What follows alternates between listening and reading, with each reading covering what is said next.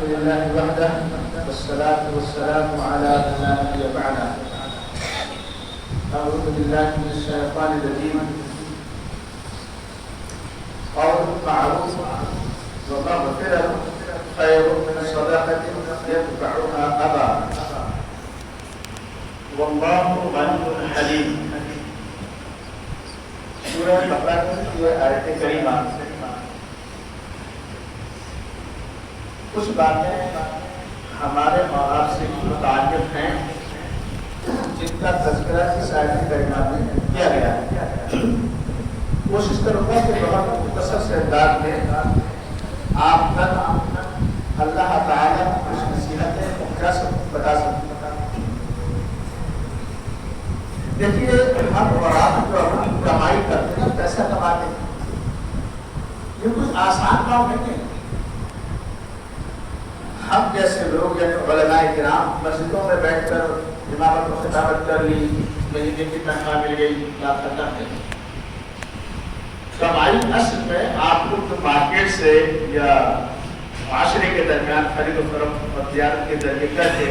کماتے ہیں کرتے ہیں تو آپ کو پتہ ہوگا, احساس تو مجھے بھی ہے کتنا مشکل ہوتا ہے پیسہ کمانا.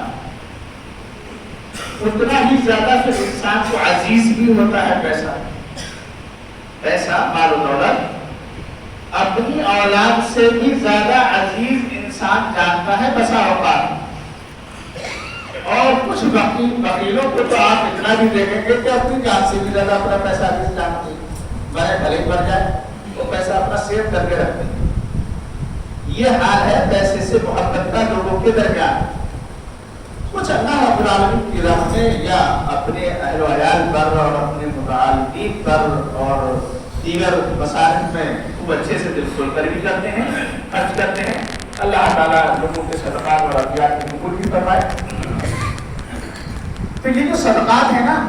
ہم اور آپ کیا کرتے ہیں, چاہے واجبی صدقہ ہو ہمارا اور آپ کا یعنی جو ہم فرض زکات سے کہتے ہیں وہ نکالتے ہیں, یا یہ کہ ہمارے فطری صدقات ہوں, ہم زکات کے لائق تو نہیں ہیں, صاحب نصاب تو نہیں ہیں, لیکن ہم ویسے ہی نفلیات کچھ کر بیٹھتے ہیں. تو یہ جو صدقات ہیں ان صدقات کی زبردست اہمیت ہے, اتنی زیادہ کہ انسان کو جہنم سے آزادی دلانے میں فرائض جو اللہ رب العالمین نے ہمارے اوپر فرض کیے ہیں اپنے دین کے اسلام کے, اور جن کو ارکان اسلام کہا گیا ہے یا جن کو ارکان ایمان کہا گیا ہے, ان کے بعد اسی کا درجہ ہے اس کا صدقہ کرنے کا کہ انسان کو جہنم سے نجات دلانے میں اس کا زبردست رول ہے. یہاں پر آپ سمجھ رہے ہوں گے کہ مولانا اپنے مطلب کیا ہے صدقے کے بارے میں آپ کے مطلب بھی کہوں گا, اس کو سنیے گا, ذرا دھیان دیجیے گا کہ جب اتنی اہمیت والی چیز ہے یہ صدقہ تو اس کو ہم نے کر تو دیا, لے تو دیا, تھوڑا دیا یا زیادہ دیا, لیکن اس کو اللہ رب العالمین کے یہاں اپنے لیے جہنم سے آزادی کا بچاؤ کا ذریعہ بنانے کے لیے کیسے پائیں کہ یہ واقعی ہمیں جہنم سے اللہ کے یہاں بطور خاص نجات دے سکے, اس کو سیو کر کے کیسے رکھیں. جیسے دنیا میں ہم اپنے پیسے کو سیو کر کے رکھتے ہیں, ایسی ہی آخرت کے لیے اپنے صدقے کو سیو کیسے کریں. تو اس سلسلے میں اللہ رب العالمین نے اس آیت کریمہ میں بیان فرمایا خیر من صدقۃ یتبعها اذى قول معروف. آپ ایک طرف اچھی اور بھلی بات کہیے, بہتر بات کہیے, نرم گفتگو کیجیے, خیر خواہی کا مشورہ دیجیے, خیر خواہی کے لیے زبان کھولیے, اور اس اعتبار سے لوگوں سے بات اور سلام و کلام اور اپنا میل جول رکھیے, قائم کیجیے. آپ کے تعلقات, آپ کے اخلاق زبان کے اعتبار سے ایسے ہیں. اور ایک طرف سے انسان کا بڑا صدقہ کرنا, لاکھ روپے کا ہو یا کروڑ روپے کا بھی صدقہ ہو, ایک طرف یہ ہو, اور ایک طرف انسان کے اخلاقیات زبان کی خوش خلقی ہو, اچھے اخلاق ہو. یہ دو چیزیں ہو گئی. ان دونوں چیزوں میں ذرا مشکل اور اپنا لیجیے, دیکھ لیجیے کہ کون سا بڑا کام مشکل ہے.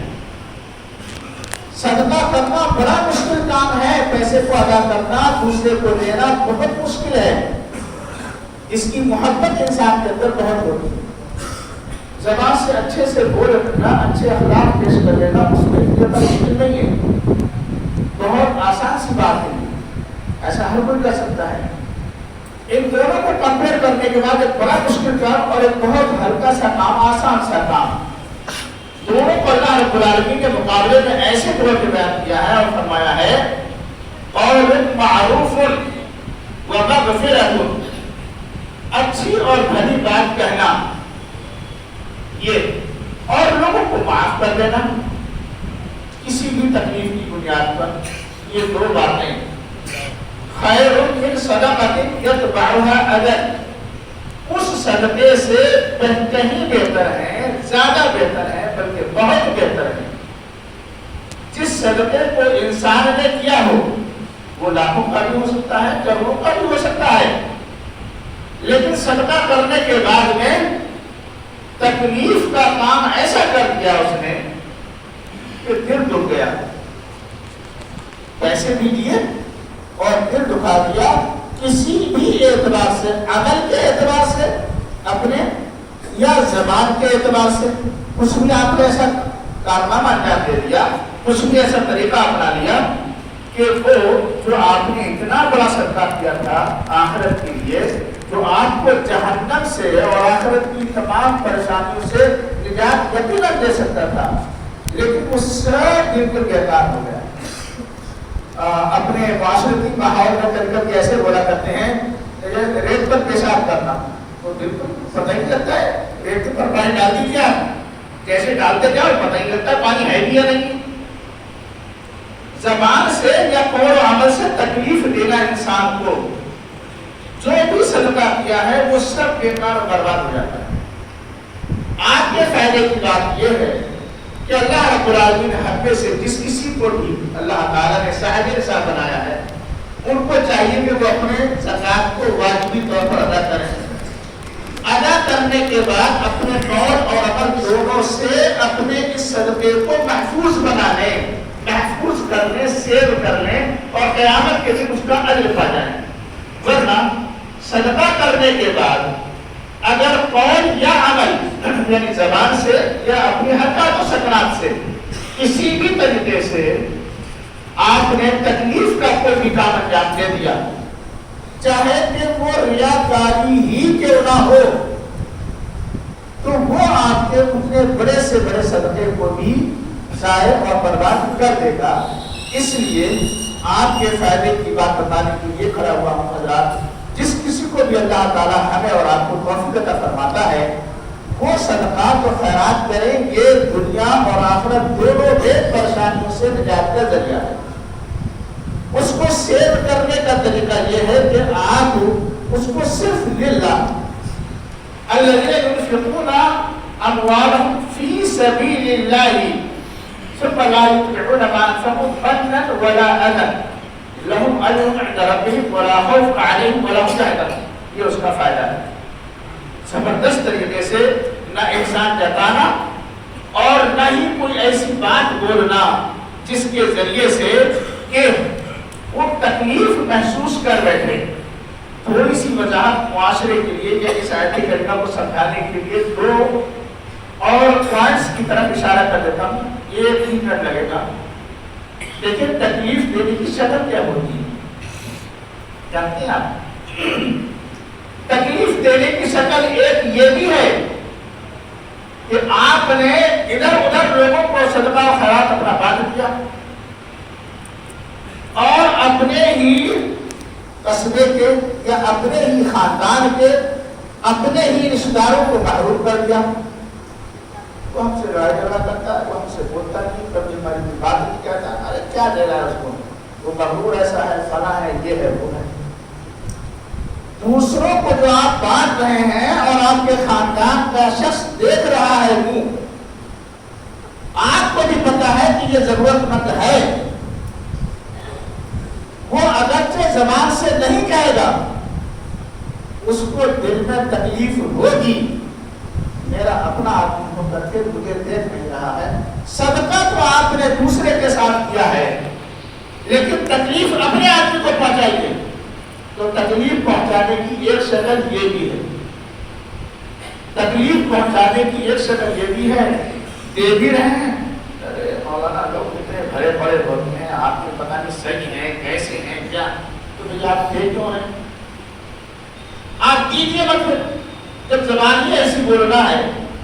ان صفحہ کی اور ان لوگوں کے لینے والے آنے والے لوگوں کی